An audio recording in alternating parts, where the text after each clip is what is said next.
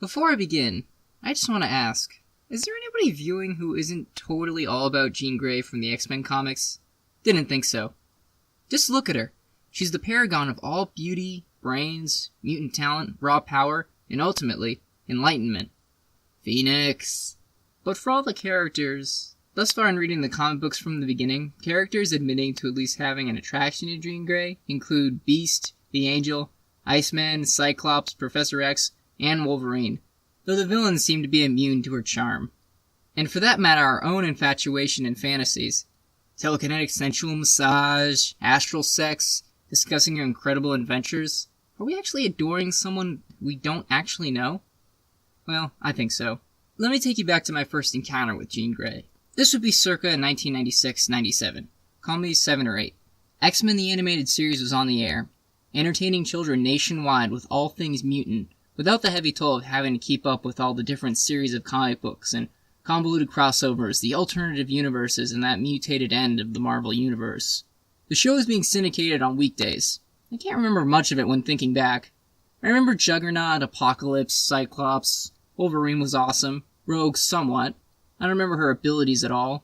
Storm, Professor X, general cartoon violence, and Jean Grey. I don't know why, but I didn't remember who Gambit was. Just the character's look. Sorry, Gambit. But back to Jean Grey. I knew she was beautiful. I knew she was a cartoon. I had a crush. A powerful crush. I knew she wasn't real. I had been able to distinguish the X-Men's intense world as a product of my own as a means for entertainment and profit. But that couldn't crush my crush. Red. Jean Grey's red hair is such a put-on. She's not even ginger. I guess it's mutation? Nah. I had either forgotten or never caught on with full understanding to the Phoenix Saga and the subsequent Dark Phoenix Saga. I imagined back then I would have feared my crush in some odd way befitting only a child, nor would I have understood her actions or depth of ability. The worst nightmare I can ever remember having was one where there was this single giant bird having destroyed most of the world, and me, little me, arming and designing a magic harpoon outside of my apartment under a tarp, desperately trying to slay the beast. Like I said, scariest nightmare ever. Anything with Stephen King's It in it takes second place. Anyway, there came a few years gap between the animated series and the movies, just in time for puberty. So the X-Men movies were hits, and incidentally pretty tight films if you were just looking for some nice introductions into the X-Men world. Good story, funny lines, compelling characters. When you read over the source material, you get a little ill at the liberties they took, but look at the product. Jean Grey is played by actress Famke Janssen, and fills me with desire to this day. The transcendence of Jean Grey from cartoon comic book character to actress. The adaptation was taken in fine by me. She's a fine actress, looks and acting, though she's not a real redhead. I really don't care though. I wanted Jean Grey to come into my reality and be my 30-something-year-old lover. Aging gets awfully dicey in comics, doesn't it? I didn't know that at this time in the Marvel continuum, Jean Grey was dead for good. Again. What was it about her? Alright, well just look at her. She's the paragon of all beauty, brains, mutant talent, raw power, and enlightenment. Duh.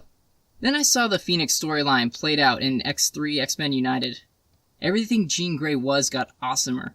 Of course, I wouldn't exactly have a desire to date the Dark Phoenix. I enjoy the molecules on my penis staying stable. Then the Phoenix died. So moving the first time you see it.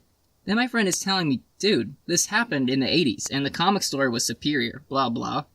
And I was like, whoa. More years pass me by. Jean Grey fades from my mind in exchange for real girls, high school, and what you might call life. But it was my enjoyment of X-Men from so long ago that made me want to know the whole story. Wanted to get to know the real Jean Grey. Funny concept. She was the ultimate object of my obsession, yet who was she? A superhero? A cosmic entity? A former student at Metro College? I wanted answers. I wanted to know who Jean Grey, the person, was. Stripped of her time being a superhero, her off-the-clock hours. So this way I could know if my feelings were justified. At this point, it was more than just a physical attraction to a made-up character. It seemed I wanted a girl just like Jean. Just like what? The paragon of everything awesome? Now that's super unrealistic. I started reading the X-Men comics from the beginning. I obviously had more intent than just getting to know Jean Grey a little more. But as I read those first 10 issues, I did find myself focusing on her, the character development, the dialogue, what she wore, what she did not being an X-Men. At this point, it became a big hole in my understanding. The crush became rationalized and reduced in some way. Something had changed, in other words. It was now, more than ever, a philosophical question. Who is Jean Grey? Or for that matter, any person we fantasize about without knowing. Follow-up. Why am I, and so many others, so up for marrying her immediately, in the hypothetical scenario that she becomes a real person? Or if we just walk up to some random stranger cosplaying as her? Why do we feel as if we love her, and more importantly, know her? I say this because back in the 60s when she was created, her character as an individual was not a priority for the writers. In fact, it appears more like they needed a token woman for the team. If you need proof, just read the first X-Men issue ever. The opening scene is Jean Grey joining the X-Men. It just wouldn't charm or strike in quite the same way if Jean Grey was already an X-Men. Or, alternatively in that issue, if one of the boys joined up. No, this is how the X-Men began, with the inclusion of this girl. So she must be important. Yes, she, for the next 100-some-odd issues, is a core character on the X-Men team. That's a lot of dialogue and thought bubbles, by the way. Where my quest to meet her as a person falters is where comic books back then were mostly action-oriented. Also factor in how Jean Grey would, rightly so, have behaved as a childhood role model for that generation and how she was presented. Fucking different. Sudden thought. Back then, the idea of any of those X-Men, all teenagers, doing pot or LSD would be unheard of. But statistics suggest, back then, one of the 5 X-Men had to be using. Yes, the X-Men team did their adventures and fought battles, but the most that could be discerned from Miss Grey's personality was that she liked to make costumes for her teammates, and apparently for herself, enjoying the idea of having a green skirt that came up above the knees during combat. Feels more like the writers wanted her to show some skin, not like she had any real choice in the matter. She was eventually in love with Scott Summers, or his superhero alias Cyclops. She got along well with her parents, but she didn't mind lying to them about being a mutant for the greater good, being a superhero. And also, she was an on and off student at Metro College, majoring in psychology. So she was smart and helped support feminism, apparently. Here's the thing to reiterate. 2 things, actually. Jean Grey was Xavier's first female student. Also, Jean Grey was Xavier's only female student for 10 years in our timeline. One could grow attached. All the more reason why when she died in the comics, the first time, it hit so hard. But alas, for all my study of her in the beginning, her character is not clearly defined. Sure, I could imagine how she'd react in certain situations, where she stood on mutant rights, but this is an image of Marvel Girl more than Jean Grey. So why is it that I'm so attached to Jean Grey? I think it's so fascinating that she, not even existing, could hold my attention like this. When Jean Grey was first being created, no one said, "Hey, let's make her obese." Look, it just didn't happen. Sure, they made Spider-Man a hit, even though there was constant criticism. The nerdy boy was being caught up by his grandmother. He couldn't get a date, and he needed to pay bills even after gaining his superpowers, and that was sort of a new thing. But Jean Grey will never be fat. Jean Grey will never be universally, aesthetically ugly. Hell, back in the day, only girls got lips in comic books. Sure, you can make her the most powerful being in the universe. That's no problem. Perfectly within the realm of possibilities. Yet, something like Jean Grey having a severe acne problem?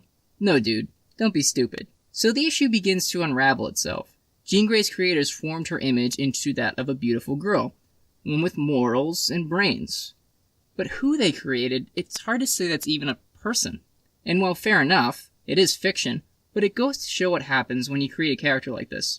One with overt sex appeal. Basically, a girl that, even if she existed in real life, you'd almost certainly have no shot at. Also known as impossible. It distorts men's perception of women. Not as bad as pornography, but still. Jean Grey hardly ages in this series. Because in that first issue of the X-Men, it wasn't going to be some old lady who joined the team. It was going to be some hot young chick. That would lose appeal, otherwise. That obligatory female presence allowed for so much good. Yet, there are cons. No girl who is an X-Men fan can live up to what Jean Grey is. That's gotta disappoint. I hope they read this. Then they can know that, for me, I want to know who you are more. Reduction to fantasy. Enlarge my reality. Of course, if you resemble Jean Grey, I wouldn't mind at all. This is Ryan Starbloke, and this is my series on philosophy, kind of. Just a sort of schmeckle of insight and entertainment. I will be releasing these at least once a month, so look forward to that and subscribe to my channel if you want to see more.